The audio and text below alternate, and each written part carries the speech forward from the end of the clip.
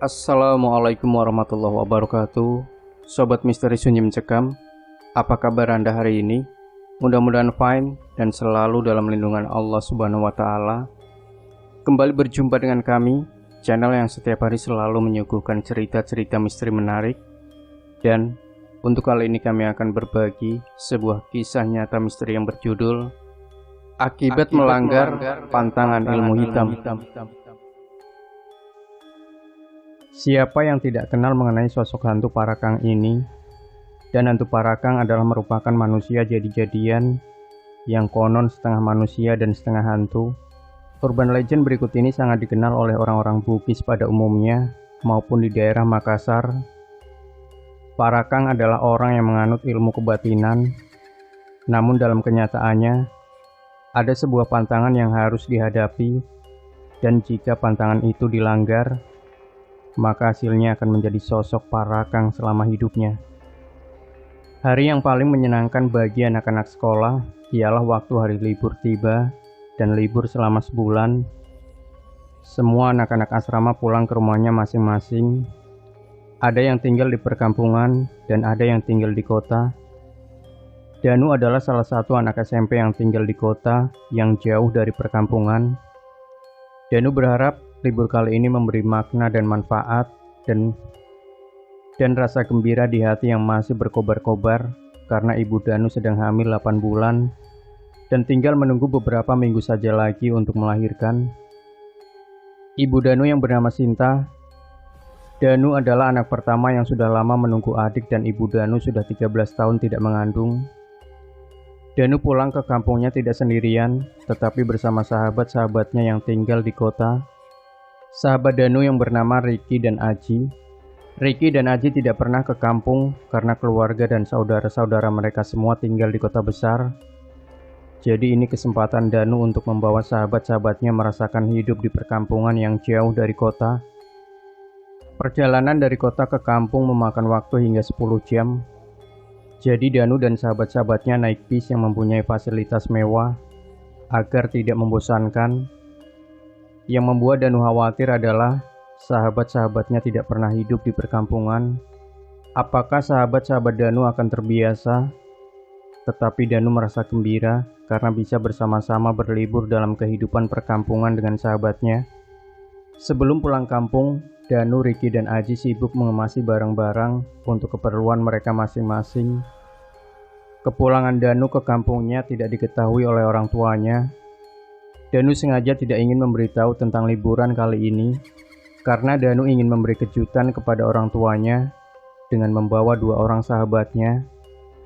Ayah Danu adalah seorang petani yang bernama Bagas, dan dari hasil bertanilah Danu bisa sekolah. Karena ayahnya tidak mau Danu hidup seperti ayahnya, hanya seorang petani seumur hidup. Jadi ayah Danu rela bekerja seharian demi anaknya dengan harapan suatu hari nanti, Danu bisa mengubah nasib keluarganya dan kehidupan keluarga Danu di kampung serba kekurangan. Kadang makan saja susah, apalagi sekolah. Di kampung Danu hanya ada sekolah TK dengan dikelilingi hutan rimba yang jauh dari kota. Kemudian setelah tamat TK, Danu sempat tidak bersekolah selama 1 tahun karena ayah dan ibu Danu bingung harus mencari sekolah dasar yang terdekat dengan kampung mereka.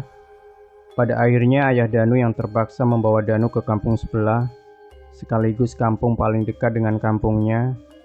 Perjalanan dari kampung Danu ke kampung sebelah menghabiskan masa 3 jam untuk sampai. Sesampainya di kampung Polewali, Danu merasa ada yang aneh dengan kampung tersebut. Perkampungan yang sangat sunyi dan menyeramkan. Pada saat itu Danu masih kecil dan tidak tahu apa-apa. Tiba-tiba Danu melihat seorang nenek tua. Lalu Danu menanyakan hal tersebut kepada ayahnya. "Ayah, lihat, ada nenek tua itu," tanya Danu dengan rasa ingin tahu. "Mana? Ayah tidak melihatnya," jawab ayahnya dengan rasa keheranan. "Itu, nenek tua itu memanggil Danu, ayah." "Ah, kamu ini ada-ada saja. Mungkin itu hanya halusinasi kamu saja." Danu merasa sangat heran kenapa ayahnya tidak bisa melihat apa yang dia lihat. Dan tiba-tiba saja nenek tua tersebut menghilang, dan Danu merasa sangat kaget dan heran. Lalu dia pun menanyakan lagi hal tersebut pada ayahnya. Ayah, mana nenek tua yang tadi ada di situ? Nenek yang mana? Dari tadi ayah tidak melihat siapapun di sana, termasuk nenek tua yang kamu katakan. Jawab ayah Danu dengan suara yang agak lantang. Tapi tadi...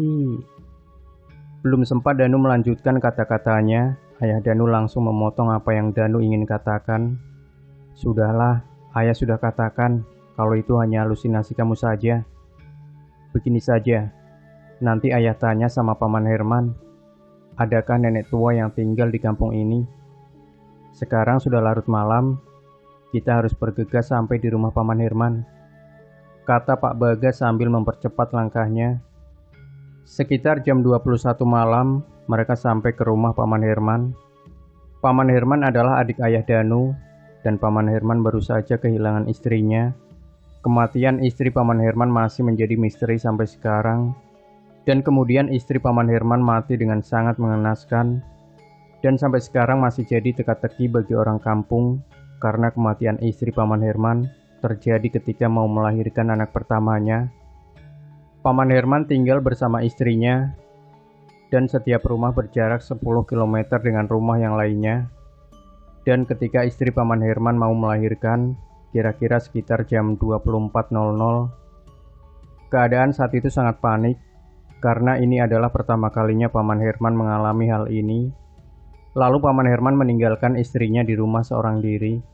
Paman Herman bergegas pergi ke rumah dukun, kira-kira jaraknya 15 km. Sesampainya Paman Herman di rumah dukun tersebut, Paman Herman langsung mengetuk pintu sekuat mungkin. Nek Sun, Nek Sun. Paman Herman berteriak sekeras-kerasnya. Ada apa, Nak Herman? Mengapa malam-malam seperti ini ke rumah dan dengan wajah panik lagi? Ada apa, Nak? Kata Nenek Sun. Nek Sun, tolong istri saya, Nek. Istri saya mau melahirkan. Jawab Paman Herman dengan wajah serius dan panik. Astaga, mengapa kamu tinggalkan istrimu sendiri, Nak? Nenek Sun merasa khawatir. Nek Sun, cepat. Kita sudah tidak punya waktu lagi, kata Paman Herman pada Nek Sun. Paman Herman pun berjalan secepat mungkin, diikuti oleh Nek Sun yang sudah tua dengan nafas terengah-engah. Dan kemudian, sesampainya Paman Herman dan Nek Sun di depan rumah, terdengar suara orang menjerit. Ternyata orang itu adalah istri Paman Herman. Dan kemudian setelah itu, Paman Herman dan Nek Sun pun langsung berlari masuk ke rumah Paman Herman. Sesampai di dalam rumah, ternyata pintu kamar terkunci. Lalu Paman Herman pun mendobrak pintu kamar, sehingga pintu pun terbuka. Dan Paman Herman melihat seorang sosok yang berbaju putih dipenuhi darah. Lalu Paman Herman pun segera berlari ke dapur untuk mengambil parang. Kemudian mengejar dan melempar parang tersebut ke arah orang yang berbaju putih tadi. Parang tersebut mengenai kaki kiri orang tersebut. Setelah itu orang tersebut terbang dan menghilang. Paman Herman dan Nek Sun pun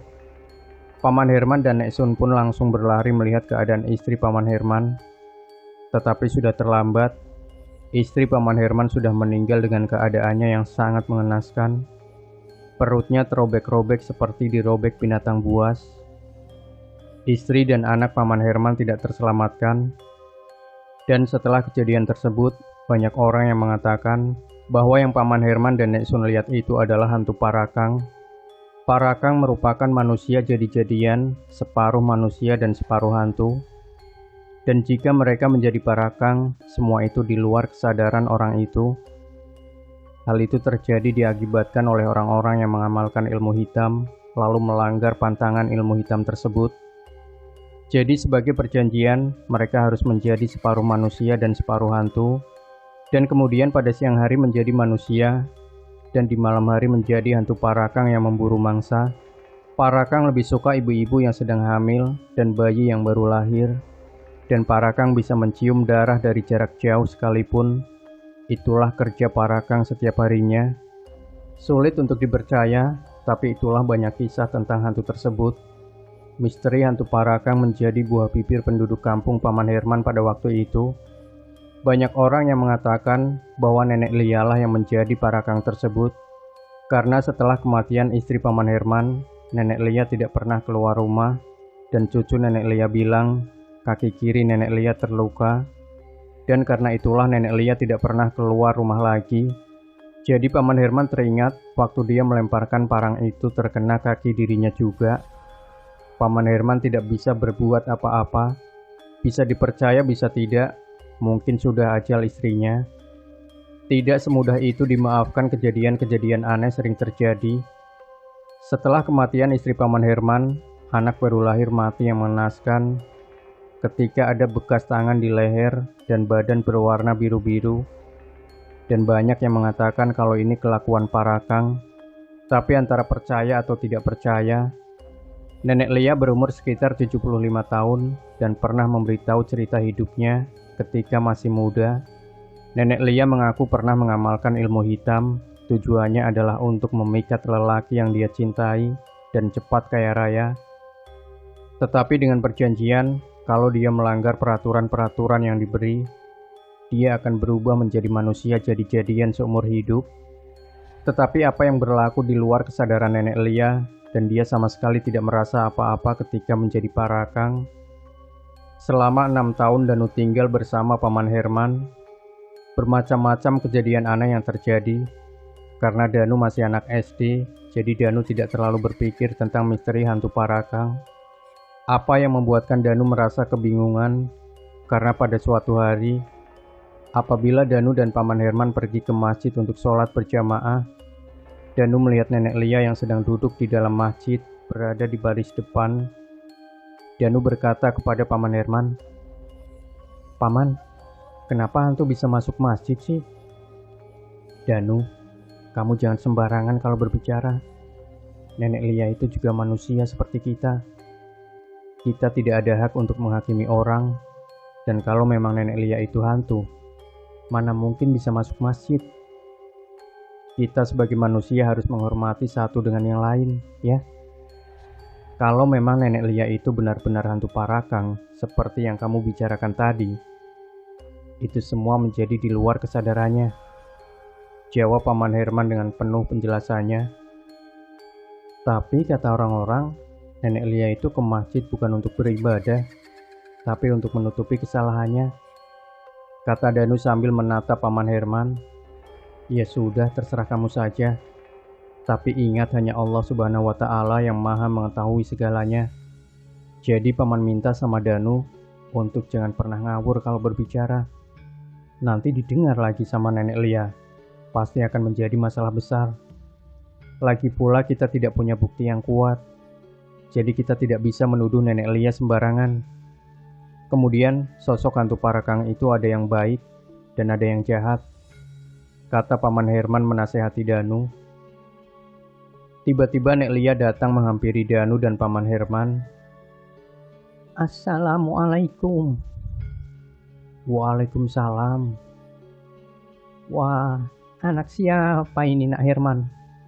tanya Nenek Lia dengan penasaran. "Oh, ini keponakan saya. Dia baru sebulan tinggal di sini, Nenek Lia. Namanya Danu. Dan dia tinggal bersama saya. Danu, ayo salam sama Nenek Lia," jawab Paman Herman sambil menyuruh Danu menyalami Nenek Lia. Dengan rasa ketakutan, Danu pun menyalami Nenek Lia dengan memandang ke arah lain, lalu segera berjalan ke masjid. Dan kemudian itulah pertama kalinya Danu melihat Nenek Lia dari dekat. Dan Danu merasa bahwa Nenek Lia hampir mirip dengan orang tua yang Danu pernah lihat saat pertama kali datang ke kampung Paman Herman. Danu masih sering mengingat saat ia pertama kali datang ke kampung Paman Herman, dan ia masih merasa heran dan bingung mengapa dia bisa melihat nenek tua itu, sedangkan ayahnya tidak bisa melihat apa yang dia lihat. Itu adalah pengalaman yang paling aneh yang pernah dialami oleh Danu, dan sampai sekarang hal itu masih menjadi tanda tanya untuknya. Itulah pengalaman masa kecil Danu yang masih menghantui pikirannya sampai sekarang. Tapi Danu tidak pernah menceritakan tentang sosok hantu parakang kepada teman-teman atau sahabatnya. Malahan, Danu berpikir bahwa di zaman sekarang hantu itu sudah tidak berwujud. Sudah 2 tahun Danu sekolah di kota dan belum pernah pulang ke kampungnya. Danu merasa sangat rindu dengan kampung halamannya dan ia selalu mengingat sawah-sawah di kampungnya yang sangat indah. Biasanya setiap libur semester, ayah dan ibunya yang datang menjenguk Danu. Tapi kali ini beda, karena Danu sendiri yang akan pulang ke kampungnya dengan membawa 2 orang sahabatnya. Yang membuat Danu bertambah senang lagi, karena sebentar lagi dia akan mempunyai adik. Setelah sekian lama duduk di dalam bis, akhirnya mereka sampai juga di terminal Desa Bone, Makassar, tepat jam 21.00. Dan karena hari sudah larut malam, Danu dan sahabat-sahabatnya terpaksa berjalan kaki sampai di rumah Danu. Karena kendaraan di malam hari susah untuk dicari. Namun perjalanan dari terminal ke rumah Danu kira-kira mengambil waktu 1 jam lebih. Di tengah perjalanan, Danu banyak bercerita tentang kampungnya yang aman, damai dan sejahtera, jauh dari kota, dan yang ada hanya sawah, hutan, hewan ternak, dan lain-lain lagi. Yang paling menyenangkan lagi, di tengah hutan ada air terjun yang sangat indah. Dan sahabat-sahabatnya mendengar cerita Danu, Ricky dan Aji merasa tidak sabar untuk sampai ke kampung Danu. Baru pertama kali Ricky dan Aji pergi ke kampung yang jauh dari kota. Dengan rasa tidak sabar untuk menikmati pemandangan-pemandangan indah yang ada di kampung Danu. "Danu, di kampung kamu ada setan nggak?" tanya Ricky. "Woi, kamu ini ada-ada saja, Rik. Zaman sekarang mana ada setan?" "Hehe," jawab Aji sambil menertawakan Ricky. "Ada," jawab Danu dengan suara yang agak keras. "Apa?" tanya Ricky dan Aji dengan serentak. "Iya, macam-macam setan ada," tambah si Danu. "Ih, yang benar kamu ini. Danu bikin takut saja deh." Suara Aji dengan agak tipis dengan wajah ketakutan. "Iya ada, itu hantunya." "Ah, lari!" Danu menakut-nakuti sahabatnya. "Ah!" teriak Aji dan Ricky. Sudah, aku hanya iseng saja kok." Hehehe. Danu ketawa terbahak-bahak. Mereka berjalan agak cepat karena Danu merasa agak seram. Hanya suara hentakan kaki mereka yang kedengaran. Tiba-tiba Danu berhenti, Ricky dan Aji pun ikut berhenti. "Ada apa Danu? Kenapa berhenti?" "Kamu ini ada-ada saja deh," tanya Ricky. "Iya Yusuf, ada apa sih? Kenapa bengong?" sapa Aji. "Hus, diam. Kamu dengar gak apa yang aku dengar?" tambah Danu. "Memangnya kamu dengar apa sih?" "Dari tadi aku gak dengar apa-apa," ujar Aji. "Iya, aku tahu kamu hanya mau nakut-nakuti kami kan?" tanya Ricky yang merasa Danu hanya menakut-nakuti saja. "Enggak, kali ini aku tidak main-main. Aku mendengar sesuatu," kata Danu. Danu, kamu dengar apaan sih?" "Jangan main-main loh, kita hanya bertiga di sini." Aji tambah merasa ketakutan. "Aku mendengar suara bayi menangis." Bulu kuduk Danu semakin merinding. "Bayi menangis," kata ibuku. "Kalau ada suara bayi menangis yang terdengar, berarti..." Ricky tambah mengharukan suasana. "Berarti kuntilanak." Mereka bertiga berlari secepat mungkin tanpa menoleh ke belakang. Dan setelah selesai berlari, akhirnya kampung Danu kelihatan dari jauh. Lampu-lampu rumah sudah terlihat dengan jelas. Danu merasa gembira karena sudah 2 tahun Danu tidak pulang ke kampung. Sambil berjalan, Aji memuji-muji kampung Danu, dan dia merasa liburannya kali ini paling bermakna dalam hidupnya. Biasanya kalau libur semester, Aji pergi ke luar negeri seperti Korea, Jepang, Cina, Amerika, dan banyak lagi. Sambil berjalan, Ricky melihat ke kiri dan ke kanan. Tiba-tiba Ricky melihat ada sesuatu, lalu bertanya kepada Danu. "Danu, kenapa ada kuburan di kawasan sini?" tanya Ricky. "Aku juga tidak tahu. 2 tahun yang lalu di kawasan ini hanya ada pohon pisang dan rumput ilalang," jawab Danu dengan rasa penasaran. "Danu, rumah kamu di mana sih? Aku sudah capek nih," tanya Aji yang sedang lelah karena lari. Nah, itu dia rumahku. Alhamdulillah, akhirnya sampai juga. Sesampainya Danu dan sahabatnya di rumah, Danu mengajak sahabatnya mandi dan kemudian baru makan. Lalu ibu dan ayah Danu sangat senang karena anak sulungnya pulang liburan di kampungnya tahun ini. Karena tentu saja ayah Danu tidak bisa menjemput Danu ke kota, karena ayah Danu harus menjaga ibu Danu yang sedang hamil anak kedua, dan diperkirakan adik Danu adalah perempuan. Danu sangat senang mendengar berita tersebut, karena Danu sudah lama ingin mempunyai adik perempuan. Tidak terasa waktu berlalu begitu cepat.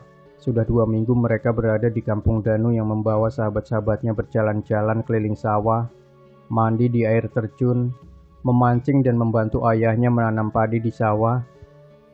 Ricky dan Aji merasa sangat senang dan merasa bahwa liburan kali ini merupakan libur yang paling seru yang pernah mereka alami. Danu masih bertanya-tanya tentang kuburan yang ada di pinggir jalan, dan kemudian dia pun menanyakan hal ini kepada ibunya. "Ibu, seingat Danu 2 tahun yang lalu, di pinggir jalan di sebelah kiri sana hanya ada pohon-pohon pisang dan rumput ilalang. Kenapa sekarang ada banyak kuburan? Ada kuburan anak-anak dan juga orang tua." "Oh iya, ibu lupa memberitahu kamu. 2 tahun yang lalu kematian di kampung kita meningkat, termasuk bibi kamu yang sedang hamil. Bibi kamu meninggal karena dimakan oleh hantu parakang. Saat bibi kamu mau melahirkan, paman kamu pergi mencari dukun, dan ketika dukun tersebut sampai di rumah, dukun tersebut langsung menutup pintu kamar selama berjam-jam. Pamanmu menjadi curiga, lalu pamanmu mendobrak pintu kamar, dan yang paling menyedihkan lagi, bibi kamu meninggal berlumuran darah, dan bayi bibi kamu berada di tangan dukun itu. Bayi itu sudah tidak bernyawa lagi, dan kematian bibi kamu pun menjadi buah bibir orang kampung di sini. Anak-anak yang masih balita pun banyak yang menjadi mangsa hantu parakang." Jelas Ibu Danu tentang peristiwa yang terjadi selama 2 tahun yang lalu. "Jadi Bu, siapa nama dukun itu?" tanya Danu. "Nenek Lia." Ibu menjawab sejelas-jelasnya. "Apa?" Danu kaget mendengar nama Nenek Lia. "Iya, Nenek Lia. Memangnya kamu kenal?" tanya Ibu Danu dengan rasa penasaran. "Tidak Bu, hanya bertanya saja." Danu sengaja tidak memberitahu ibunya karena Danu takut kalau ibunya khawatir tentang hantu parakang.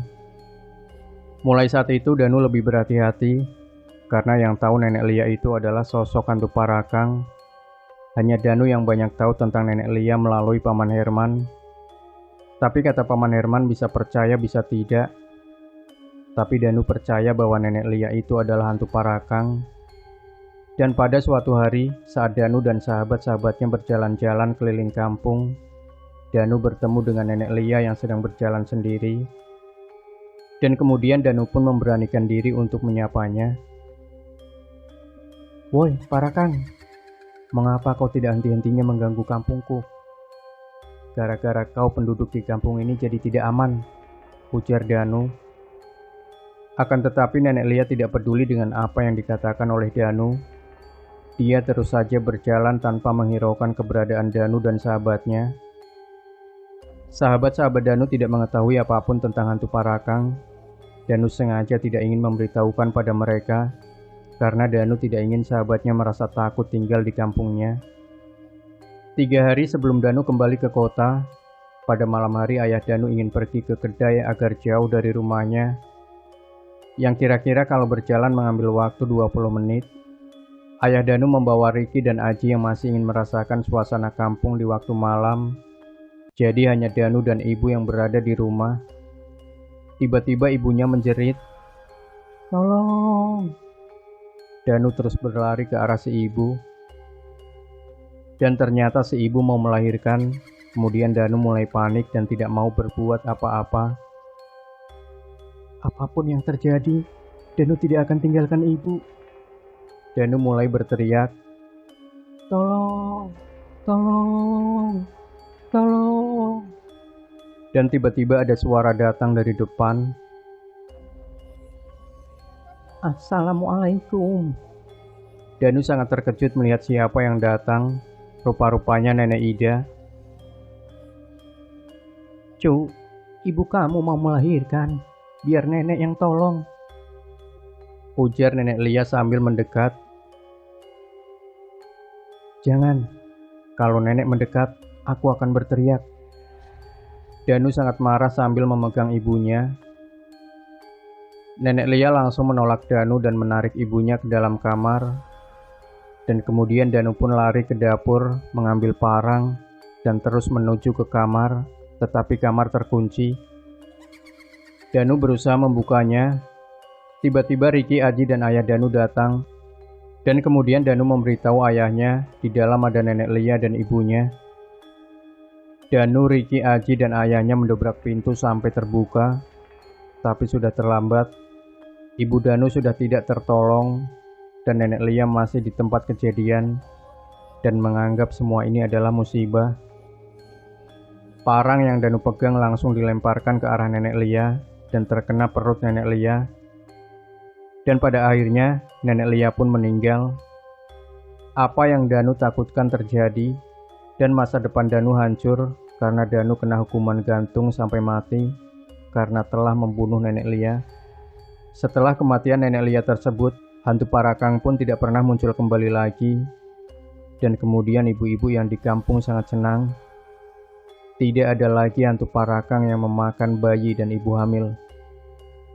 Demikian Sobat Misteri Sunyi Mencekam. Tinggalkan komentar Anda, like, share video ini, subscribe channel Sunyi Mencekam, dan kembali nantikan cerita-cerita misteri terbaru dari kami. Wassalamualaikum warahmatullahi wabarakatuh.